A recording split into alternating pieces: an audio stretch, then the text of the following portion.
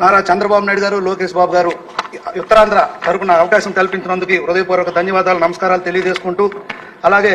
Telugu Desam party పాలిట్ bureau నిర్ణయం మేరకు 40% యువతకి అవకాశం ఇచ్చిన సందర్భంలో